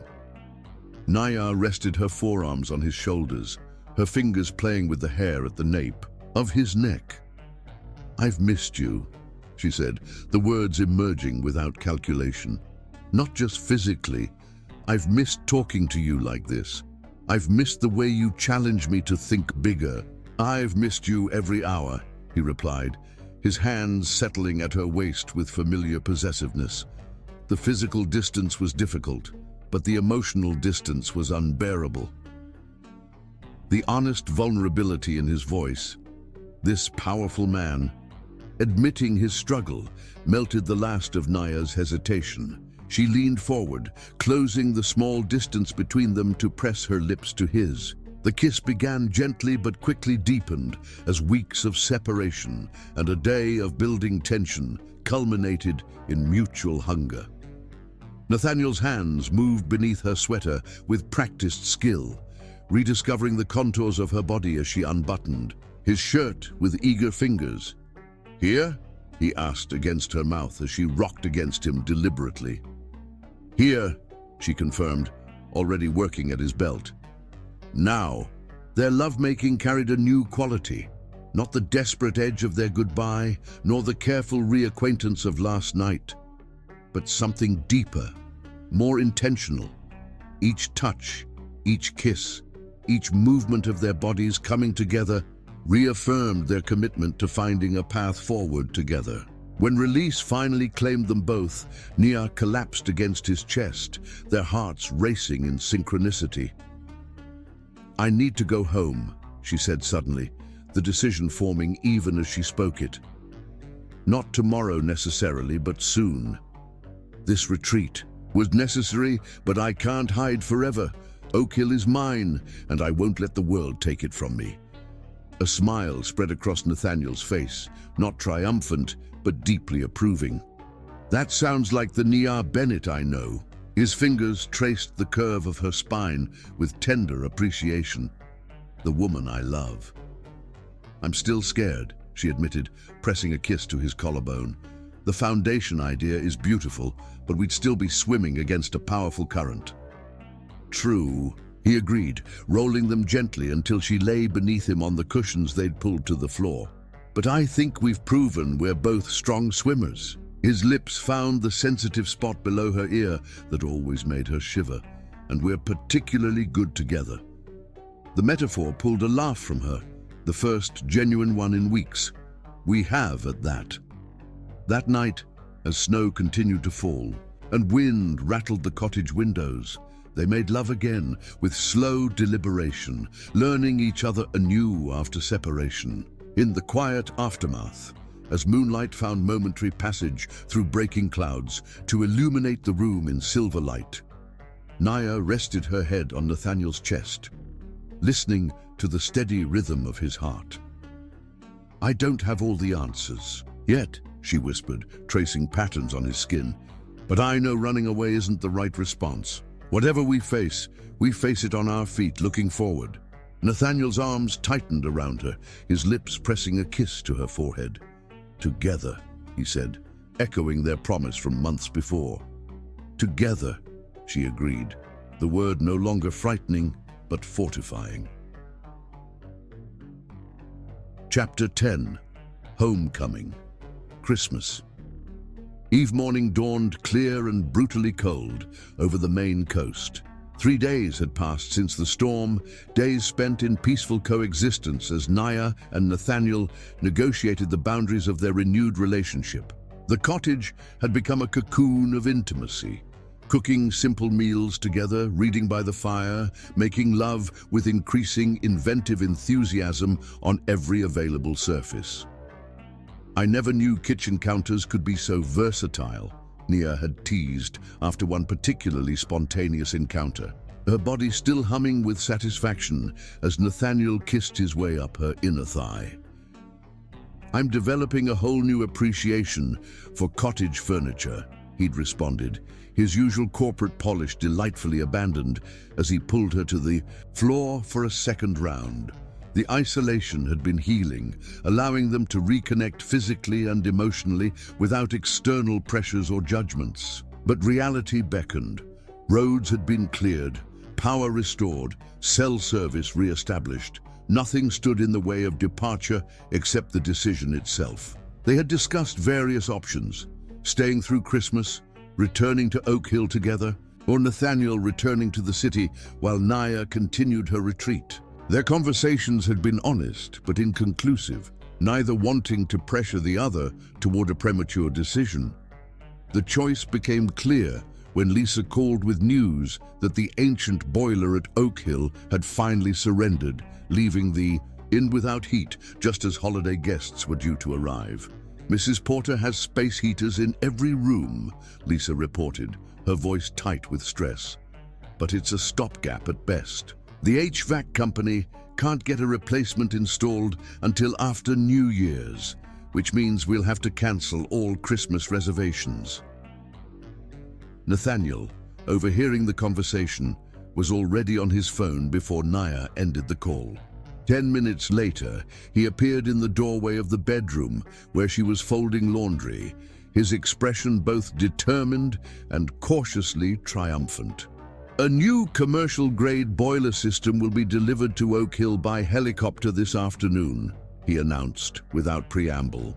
"Installation crew arrives an hour later. They'll work through the night if necessary to have it operational by morning." Nya paused, a sweater half folded in her hands. 6 weeks ago, such high-handed problem-solving would have triggered her independence reflexes, the need to handle her own problems, the resistance to solutions money alone could provide. Now she saw the action differently, not as Nathaniel imposing his methods on her world, but as him using his unique resources to protect something she valued. "Thank you," she said simply, crossing the room to embrace him. His arms came around her automatically, his body warm and solid against hers. "You just saved Christmas for a lot of families." He kissed the top of her head, his chin resting there perfectly. "The helicopter can take us directly to Oak Hill when we're ready. Skip the 8-hour drive." "I'd rather drive," Nia replied, leaning back to look up at him. "I need the transition time to prepare." Again, Nathaniel nodded without argument. "I'll arrange for a car." His hands slid down her back to cup her bottom appreciatively. "Though I was hoping for one more night here alone with you." Nya rose on tiptoe to kiss him, her body responding instantly to his touch. "We'll have plenty of nights together," she promised against his mouth. And I can think of a few places at Oak Hill we haven't christened yet. His growl of approval vibrated through her, sending shivers of anticipation down her spine. Now that sounds like a homecoming. 3 hours later, they were southbound on the interstate, Maine's rocky coastline, giving way to New Hampshire's rolling hills, then Massachusetts' more densely populated landscapes. Millionaire drove the first stretch, finding comfort in the physical act of navigation, while Nathaniel handled a series of calls, ensuring the boiler installation would proceed smoothly. "I've been thinking about your foundation idea," she said as they crossed into Connecticut, the winter landscape rushing past their windows. "I like the concept, but I want to start small. Maybe focus first on creating an apprenticeship program based at Oak Hill, young people learning sustainable hospitality practices firsthand." Nathaniel, who had been reading emails on his tablet, set it aside to give her his full attention. "That sounds perfect. Start with what you know best, then expand as you're ready." "It would mean changes to Oak Hill," she continued, glancing at him briefly before returning her eyes to the road. "Converting some guest rooms to student housing, redesigning spaces for teaching. Changes you're comfortable with?" The question, focused on her comfort rather than efficiency or profit, reinforced her growing confidence in their path forward. "Yes, changes that honor the inn's purpose while expanding its impact." They stopped for dinner at a small roadside restaurant in Northern Virginia, just 2 hours from Oak Hill. The normalcy of the experience. Plastic menus, vinyl booths, waitresses who didn't recognize Nathaniel provided a final pause before re-entering their complicated reality.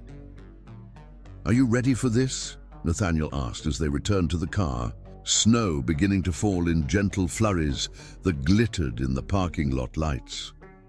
"No," Naya answered honestly, reaching up to trace the strong line of his jaw.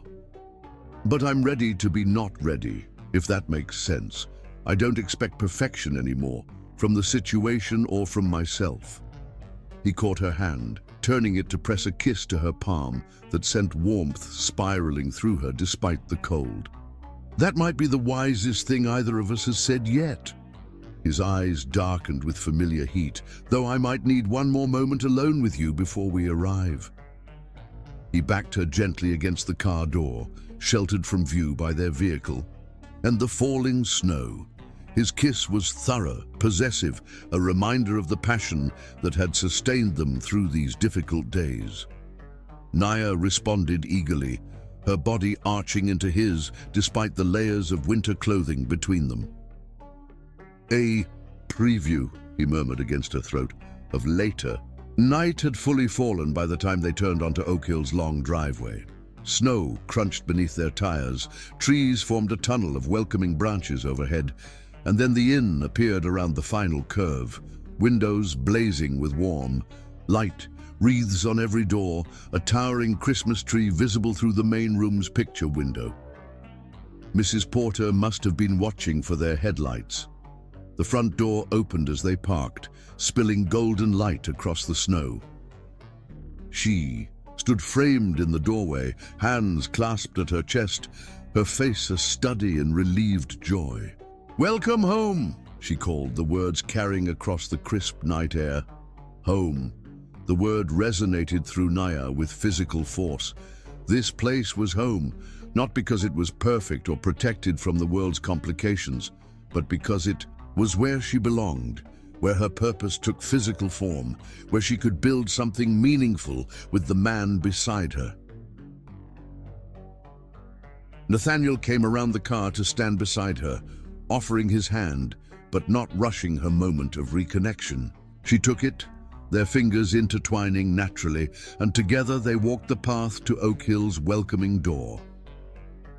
Inside, the scent of pine boughs and cinnamon greeted them, along with the distinctive mechanical hum of a brand new heating system.